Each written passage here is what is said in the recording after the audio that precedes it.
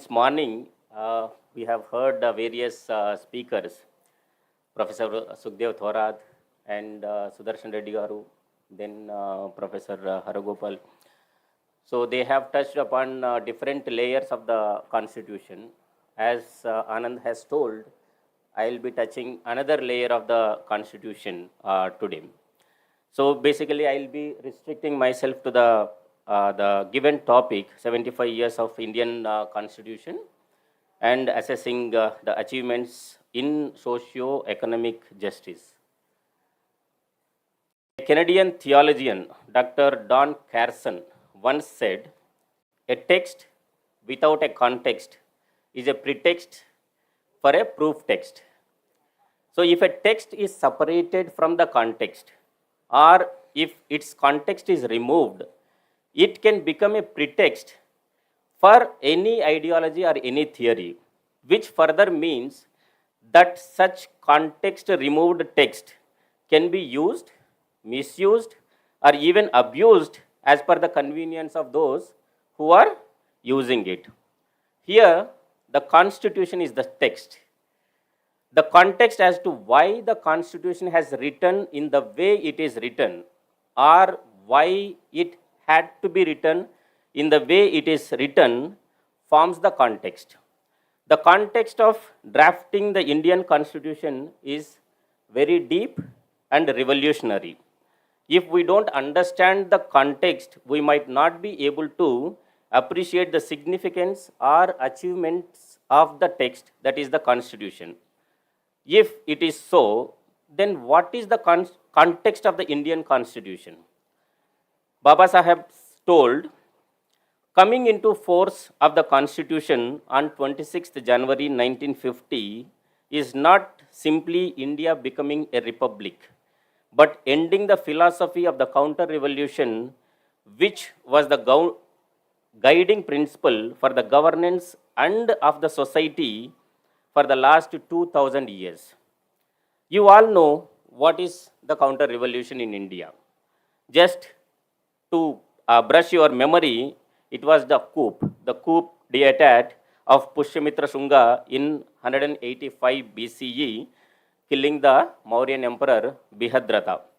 What followed the overthrowing of the Brihadrata was not only large-scale murder, but the complete overhaul of the guiding principles of the society. What did the counter-revolution stood for? It stood for inequality, it stood for patriarchy, it stood for divisiveness. The counter-revolution stood for hatred, ignorance, and delusion. When Baba Saheb has told that the philosophy of counter-revolution has ended with the coming into the force of the Constitution, what he meant was that the Constitution has ended inequality as the guiding principle for the new nation. The Constitution has ended hatred as the guiding principle.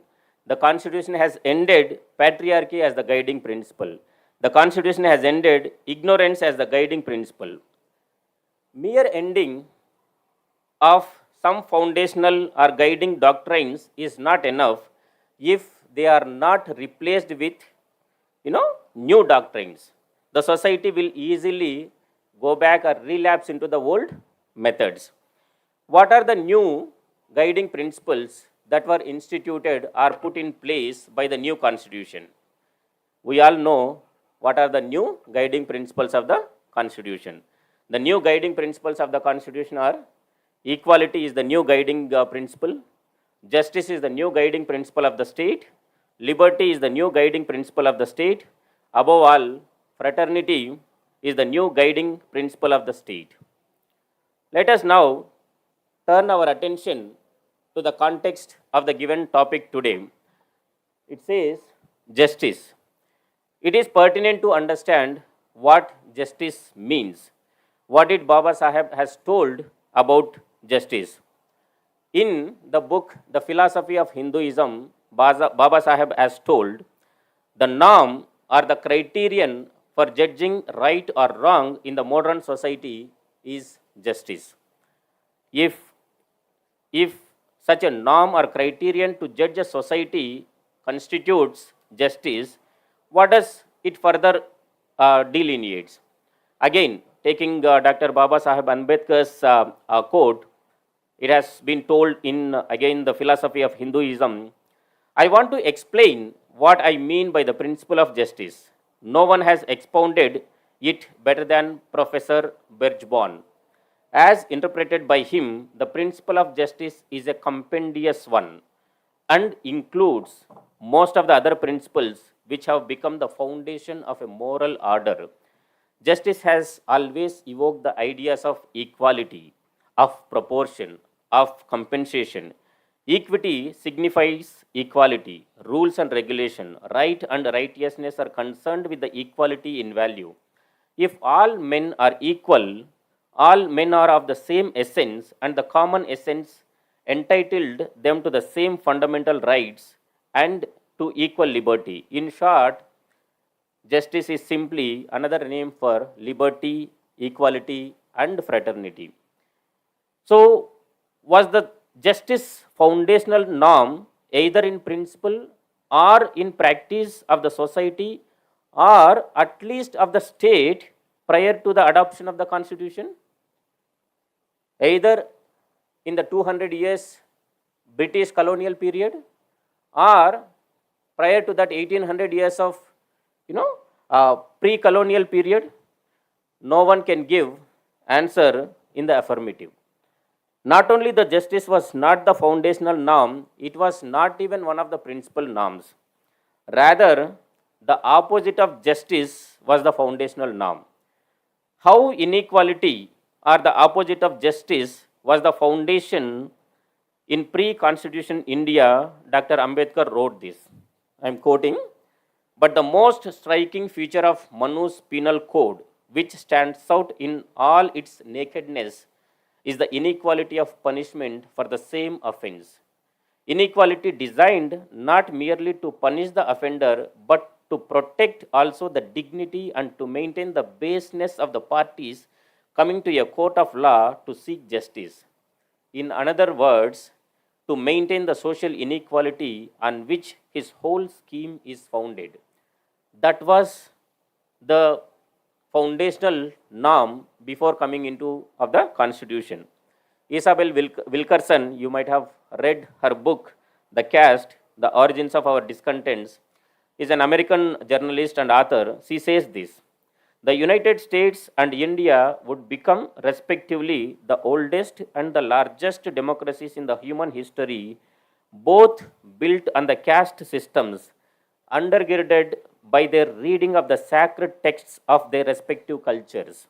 In both countries, the subordinate castes were consigned to the bottom, seen as deserving of their debasement, owing to the sins of the past.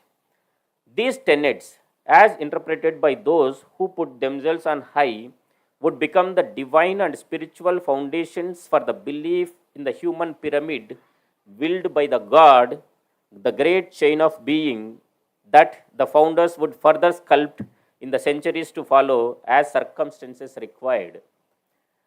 So these are sufficient to say that the justice was not the foundational norm in the pre-constitution India. Dissecting today's topic further, what is social justice? It can simply mean any society where there is justice in its social organization and also operation as the foundational doctrine. Can the pre-constitution India be called as one having a social justice as the foundational norm? Did the society or the state had equality? Did the society or the state promoted fraternity between one another? Did the society or the state had the knowledge and rationality as guiding principles? Did the society or the state had the liberty for everyone to choose what they want to do or think as the guiding norm? Did the society or the state had the norm to provide opportunities for all equally? It's a well-known fact that the answer for none of the above questions is yes. Let's turn our attention to another layer in today's topic, that is economic justice. Was the economic justice present in the pre-constitution India? Had the economic system followed in pre-constitution India provided for opportunities to educate, to gain required skills, or cultivate their minds to reach to their full potential so that they can pursue what they want?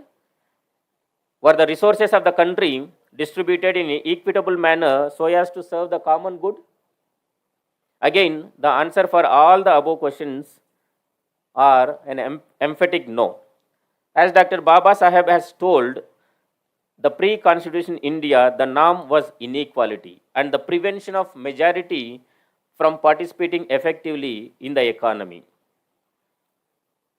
There was no social justice or economic justice, but with the adoption of the constitution, all that was reversed. Constitution has mandated equality, providing of opportunities to all without any restrictions. It has changed the underlying philosophy of the state so that in the course of time, the new norms of justice, liberty, equality, and fraternity can become the foundational norms for the society as well.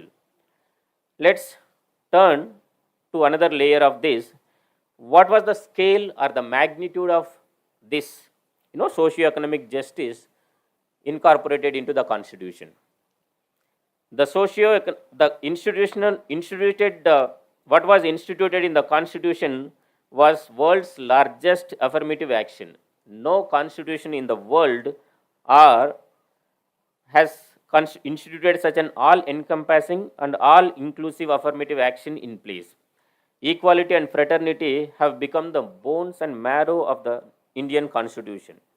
The Constitution protects Indian citizens from the state through Article 14, which guarantees equality before law and equal protection of laws.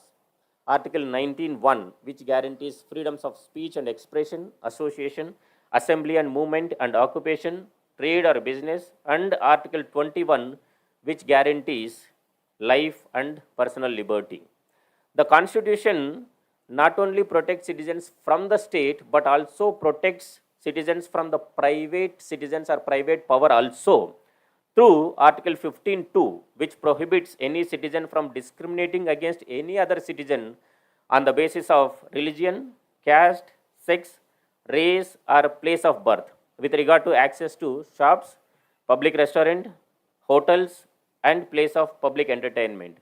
Article 17 abolishes the practice of untouchability in any form. And Article 23 prohibits human trafficking, beggar, or similar forms of forced labor.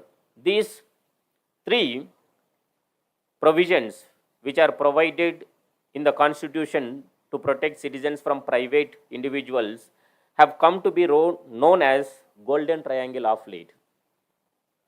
Now, let us turn to the impact. What is the impact the Constitution has created? It has made the doctrinal principles.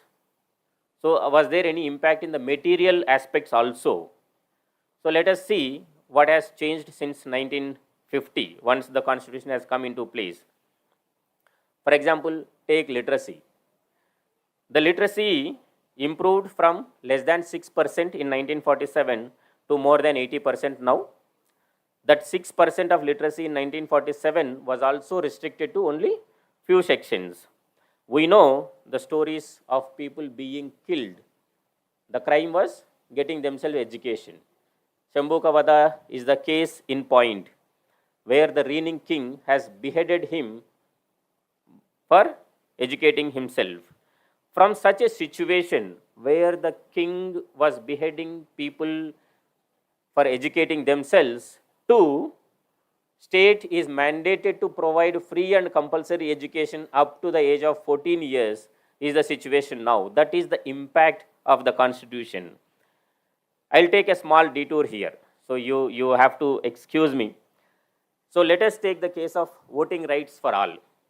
Though some may object to it, saying that the rights mentioned in the now I am going to tell are political rights, but those political rights are because there is a foundational doctrine of equality. That is why they are also became possible.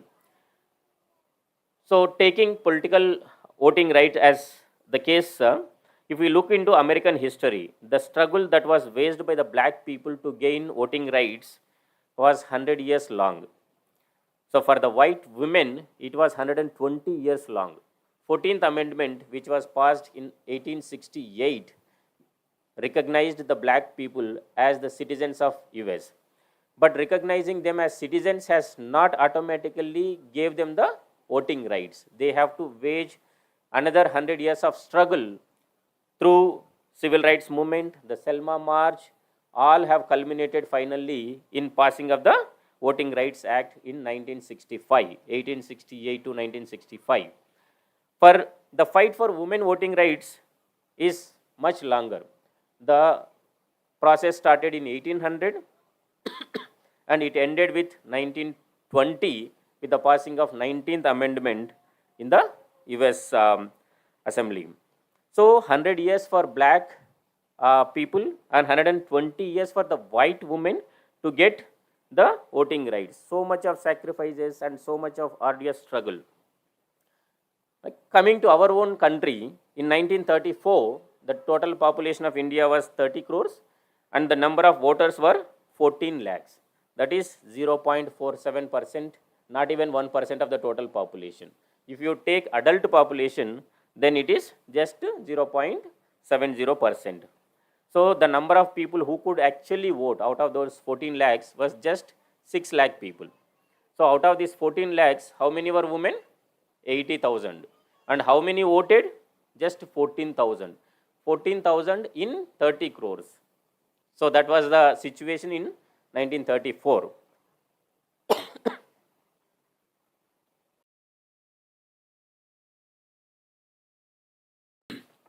Again, 1937, it was marginally increased, but still, so it could not completely give, as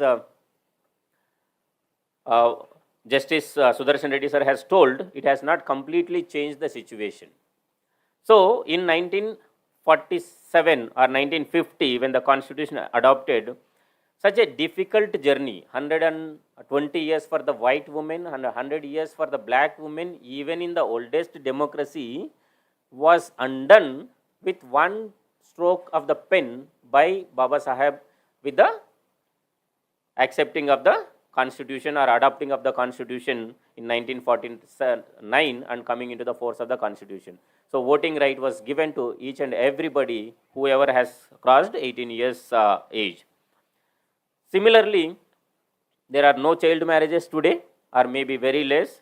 There is no sati today, or there are very no or least restrictions on women stepping out of their house and working or being public representatives. People may say, and also rightly so, that the progress is painfully slow and pathetically low. Yes, that is true. Imagine having a foundational philosophy which doesn't even allow people to aspire for literacy, aspire for opportunity, or aspire for equality, or a philosophy of justice, fraternity, but with a slow progress. What is better? Even though this slow progress is not because of any lacuna or any infirmities in the constitution, but that was due to deep-rooted and sustained opposition to it. So here comes the next question for us. Under what circumstances this, although limited progress, was achieved? Is the constitution implemented properly and with enthusiasm, or implemented with half-heartedness? Were the circumstances favorable to the implementation of the constitution? How the constitutional provisions were outrightly stalled or implemented with half-heartedly will be known by the following examples. I'll just quote one or two. Constituting of BC Commission and implementation of its recommendations took more than 35 years. Women's reservation, still it is work in progress, work to be achieved. There can be many more examples. I need not enumerate them all here. The point is simple. The achievements of the Constitution are, despite the deep-rooted antagonism and stalling or half-hearted implementation, rather than any lacuna or any infirmity in the Constitution itself. Had the constitution, if the constitution can achieve so much in an unfavorable environment, imagine how much more it would have achieved had it got a favorable state and a favorable society as a whole. I am sure if it had been implemented with full vigor and under favorable state patronage, it would have changed the course of the country for better in a far better way. So, what is happening now? The philosophy of the fraternity and equality is subjected to continuous bombarding, and even this half hearted implementation is seen as appeasing to certain sections of the society. You know the dangers and the direction towards which the constitution is being taken. I don't think they need to be elaborated here. So, what do we need to do? Thomas Jefferson told, what country can preserve its liberties if their leaders are not warned from time to time that their people preserve the spirit of resistance? The tree of liberty must be refreshed from time to time with the blood of the patriots and tyrants. It is its natural manure.